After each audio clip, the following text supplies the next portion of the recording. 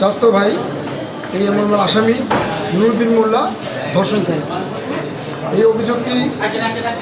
রাষ্ট্রপক্ষ বিভিন্ন সাক্ষ্য প্রমাণের ভিত্তিতে সন্দেহাতীতভাবে প্রমাণ করার প্রেক্ষিতে আজকে ফরিদপুর জেলার নারী ও শিশু নির্যাতন দমন ট্রাইব্যুনাল এর বিজ্ঞ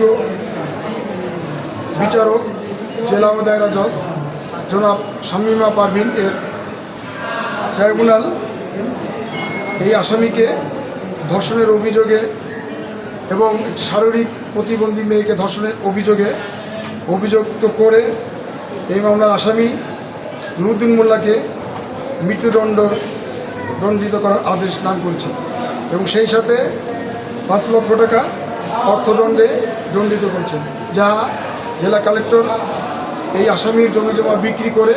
এই টাকা আদায় করে ভিকটিমকে দেওয়ার জন্য নির্দেশনা দিয়েছেন।